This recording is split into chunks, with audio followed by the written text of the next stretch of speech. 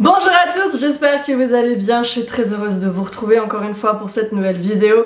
Aujourd'hui, on fait encore un petit bond dans le passé et on part à la recherche de décors disparus de Disneyland Paris. Je vous en ai trouvé 5 nouveaux, donc on y va tout de suite, c'est parti.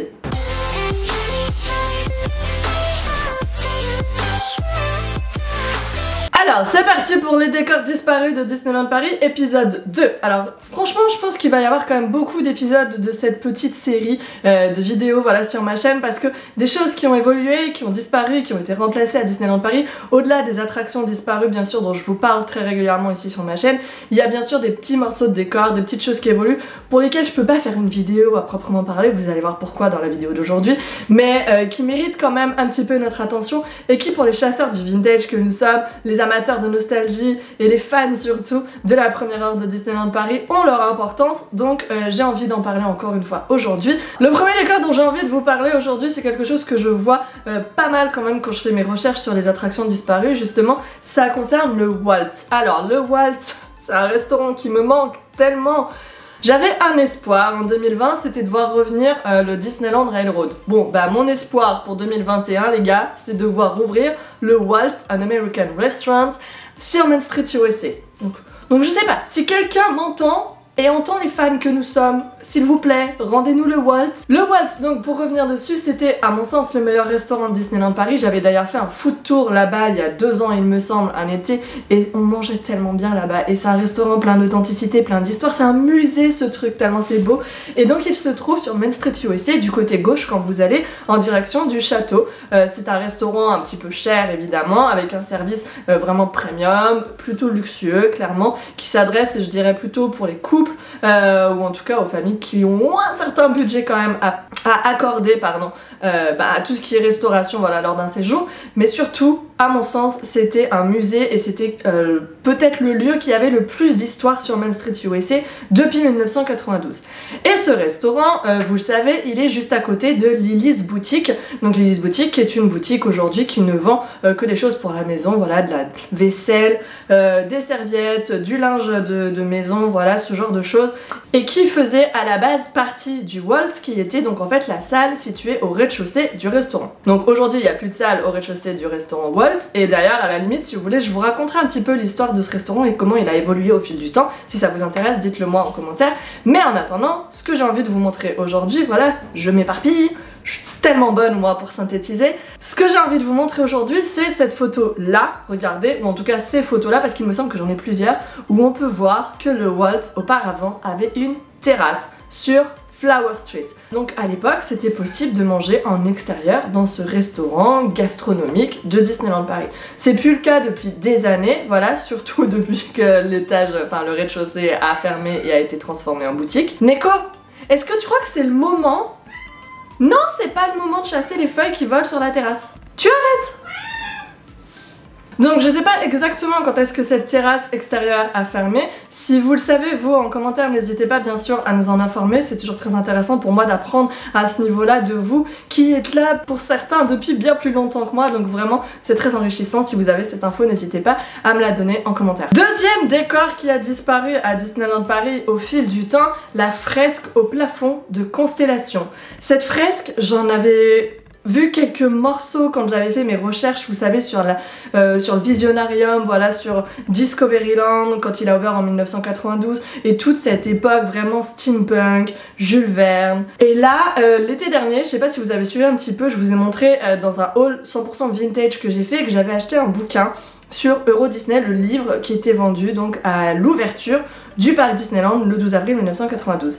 Et dans ce livre en fait il y a une photo de cette fresque du plafond de Constellation, et oh my god, cette fresque c'est la plus belle chose que j'ai jamais vue à Discoveryland. Comment vous dire? Regardez, elle est beaucoup trop canon, elle est super belle avec ce style vraiment, j'adore. En plus elle est vraiment, elle va tellement avec le thème de la boutique qui donc était basée, comme son nom l'indique, sur les constellations et donc sur les étoiles, sur la voie stellaire, etc. En plus regardez, on peut voir Mickey sorcier comme dans Fantasia sur cette fresque. Il y a aussi Donald, il y a aussi plutôt, j'ai l'impression aussi peut-être dans la partie qu'on voit pas du coup sur la photo qu'il y avait un autre personnage encore. Voilà, donc c'était quand même une super belle œuvre qu'ils ont complètement effacé, voilà, au profit du faux plafond qu'il y a maintenant juste au-dessus de la statue de Buzz dans la boutique Constellation, qui est devenue une boutique complètement basée sur Buzz Lightyear, vu que l'attraction a remplacé le Visionarium au début des années 2000. Donc voilà, ça a complètement disparu et c'est fort dommage parce que c'était tellement beau, donc j'ai presque l'espoir quelque part que ce soit caché dessous, mais je suis quand même pas très optimiste, soyons réalistes, mais bon. En tout cas, tout ça pour dire que c'était quand même une super belle fresque et que ça fait clairement partie des trésors de Disney et j'aurais tellement voulu la voir pour de vrai de mes propres yeux. D'ailleurs, si vous avez eu la chance de la connaître, de la voir et que vous avez des photos de cette fresque là, évidemment n'hésitez pas à me les envoyer, que ce soit par mail ou sur Instagram, je vous invite vraiment à le faire parce que j'adore juste découvrir tous les vestiges que vous avez de vos premières visites dans les années 90. Troisième décor qui a disparu à Disneyland Paris, et pour le coup ça c'est assez récent parce que c'est quelque chose que moi j'ai connu au tout début où j'allais à Disneyland Paris, donc dans les années 2000, 2005, 6, 7, je sais que ça y était encore. Ce sont les landaux qui étaient situés devant la boutique Bixby Brothers sur Times Square. Donc Bixby Brothers c'est celle qui vend aujourd'hui uniquement des décorations de Noël, voilà, elle a été transformée après avoir eu plein de phases. Franchement cette boutique ça a été plein de choses. Moi en quoi 10, 13 ans maintenant aujourd'hui, j'ai connu cette boutique en version boutique de Noël, en version je ne vends que des chapeaux et des trucs comme ça, en version je vends que des trucs pour les bébés et en version je vends plein de choses. Et en l'occurrence, les toutes premières années où j'étais à Disney, c'était une boutique qui était consacrée au prêt-à-porter et aux doudous, peluches, jouets, voilà, pour les bébés, qui a depuis été déménagé à Disney Closures, un petit peu plus loin sur Main Street USA. Et donc forcément, pour illustrer ce thème, ou en tout cas pour aller avec, au tout début, il y avait des landaux juste devant la boutique, voilà. Je suis même pas sûre qu'aujourd'hui, il y a encore des traces de ces marquages au sol, mais pendant des années, c'est resté, on pouvait voir encore justement les endroits où ces landaux étaient installés. Mais c'est des décors qui ont complètement disparu, je saurais même pas vous dire quand exactement, je sais que c'est bien après 2007, avant les 20 ans c'est sûr par contre, et je pense que encore une fois, évidemment, ça a été retiré parce qu'à mon avis, les visiteurs devaient monter dessus pour la parade, pour des raisons de sécurité, etc. etc. Voilà, c'est quand même souvent pour ça aussi que les décors disparaissent à Disney. On ne changera pas malheureusement le civisme des gens, mais en attendant, c'est quelque chose qui a quand même perduré assez longtemps parce que, mine de rien, ça a duré au moins 15 ans, je pense, sur Times Square. Donc encore une fois, si c'est un décor que vous avez connu, n'hésitez pas à me le dire en commentaire. Quatrième décor qui a disparu à Disneyland Paris, j'en ai parlé, ça fait partie des attractions disparues que j'ai traitées peut-être même au tout début de la série sur Frontierland, donc c'est Indian Canoe. Alors Indian Canoe, d'ailleurs j'ai appris qu'on dit pas Indian Canoe mais Indian Canoes. Voilà, je l'ai appris quand j'ai fait le podcast pardon, avec Chronique Disney, d'ailleurs podcast sur les attractions disparues que je vous remets en barre d'infos si ça vous intéresse d'aller regarder, d'aller écouter plutôt parce que ça s'écoute uniquement, c'est pas visuel. Sur les attractions disparues de Disney, si vous êtes là sur cette vidéo, je suis sûre que c'est un sujet qui vous plaît. Donc voilà, je vous le remets en barre d'infos si ça vous dit d'aller écouter. Il y a 2 épisodes, c'est assez long parce qu'on avait beaucoup de choses à dire et surtout il y a quelques spoilers sur les futurs épisodes que j'ai prévu de tourner sur la chaîne, donc en attendant, retour sur Indian Canoe et je vais dire ça comme ça parce que c'est plus facile pour moi. Donc cette attraction qui a disparu très rapidement à Disneyland Paris, vous le savez, je vous l'ai dit dans la vidéo sur les attractions disparues, il y avait donc le quai d'embarquement qui est toujours là puisqu'il se situe à Frontierland Playground maintenant, au fond de Frontierland, mais il y avait aussi tout un set, tout un endroit qui était décoré avec des tipis d'indiens, voilà, et tout un camp d'indiens qui avait été reconstitué.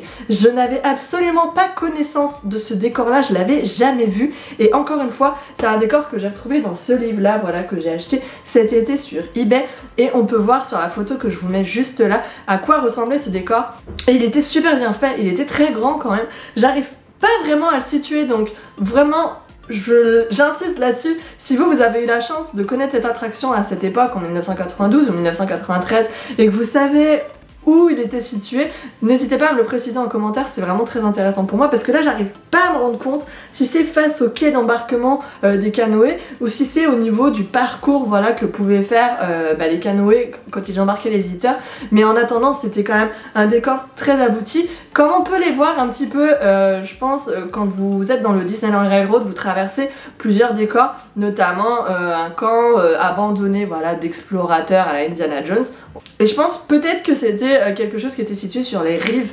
du lac, donc de Frontierland. Donc voilà, si vous le savez, bien sûr n'hésitez pas à le préciser en commentaire, mais en attendant, regardez cette image comme elle est belle et honnêtement, même après la disparition de l'attraction, je pense qu'ils auraient carrément pu le laisser parce que à Frontierland ça faisait totalement sens. Bon, je sais que par contre, clairement, ces dernières années, le truc il aurait sauté parce que c'est un peu touchy de faire des représentations de la culture amérindienne maintenant pour Disney. Enfin, bon, sans doute que ça aurait disparu de toute façon au fil du temps, mais ils auraient pu le garder clairement plus que 2 ans quoi. Non ? 5e décor, et c'est le dernier pour la vidéo d'aujourd'hui, qui a disparu à Disneyland Paris. On retourne sur Main Street USA et on va en l'occurrence juste en face du Walt, donc non pas à Flower Street cette fois-ci mais à Market Street.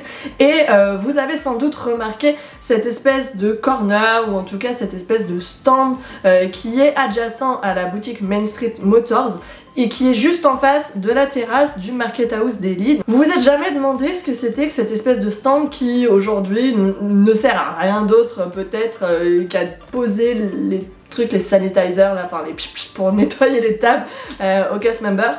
Et ben en fait, à Market Street, au tout début, dans les premières années, il y avait beaucoup plus de vie qu'aujourd'hui, et ce petit coin-là, ce stand en l'occurrence, c'était un stand à journaux où on vendait de vrais journaux à Disneyland Paris. Et juste à côté, on y reviendra, je pense, dans le prochain épisode, peut-être sur les décors disparus de Disney, il y avait aussi un autre vendeur qui vendait pas les journaux, il vendait autre chose. On y reviendra dès que j'aurai retrouvé des documents, des photos, voilà, pour illustrer tout ça. Mais vraiment, ce petit stand qui est collé donc à Main Street Motors, autrefois c'était un kiosque à journaux et il y avait de vrais journaux qui étaient suspendus vraiment à l'ancienne. Vraiment, Main Street USA était beaucoup plus vivant, il y avait tout, il y avait les habitants Main Street, il y avait une terrasse, il y avait voilà ce vendeur de journaux. Voilà, c'est des petits détails mais qui participaient vraiment à l'immersion. Il y avait c'était beaucoup plus poussé qu'aujourd'hui, et ce kiosque à journaux en faisait partie. Évidemment, je le redis, si vous avez connu cette époque, si vous avez des photos de cette époque là, bien sûr n'hésitez pas à les poster, que ce soit sur Instagram ou sur Facebook, sur Hello Disneyland, pour les partager avec nous et avec le reste de la communauté. C'est toujours voilà, très intéressant d'avoir vos souvenirs, votre vécu aussi, et de prouver que c'est pas moi qui ai inventé tout ça, je l'ai pas juste vu sur des photos de présentation, que ce sont des choses qui ont vraiment existé au fil du temps à Disney, et ça fait partie de son histoire. Et peut-être, qui sait, un jour ça reviendra, on croise les doigts, ou au moins peut-être lors d'une soirée, on n'en sait rien, hein, comme ils avaient prévu de le faire juste avant le confinement, la Disneyland Paris Adventures pour la soirée des pâtes annuelles. Peut-être que ça aurait pu revenir à ce moment-là, on n'en sait rien. Et voilà, c'est tout pour la vidéo d'aujourd'hui. Donc je vous l'ai dit, c'était vraiment plein de nostalgie. J'espère que je vous ai appris quelques petites choses. J'espère que parmi ces 5 décors disparus de Disneyland Paris, vous en avez découvert la majorité. Voilà, c'est toujours un plaisir pour moi de retomber sur ces archives, voilà, sur ces clairement cette histoire, ces histoires, voilà, de Disneyland Paris. C'est tellement intéressant. J'aimerais tellement retrouver aussi des choses qui se sont passées au Walt Disney Studios, même si c'est un parc qui a moins de 20 ans aujourd'hui. Clairement, 20 ans, c'est aussi... il y a une histoire, il y a un passé, donc je suis sûre que je vais retrouver des choses. En attendant, si cette vidéo vous a plu, je vous invite bien sûr à mettre un petit pouce en l'air, c'est important, vraiment, j'insiste là-dessus. Et ça me fait toujours très plaisir, donc allez-y à fond sur les pouces bleus, c'est important surtout après mon absence là, juste au début de ce 2e confinement. En attendant, on se retrouve très vite dans une prochaine vidéo. D'ici là, prenez soin de vous, et à bientôt. Bye bye!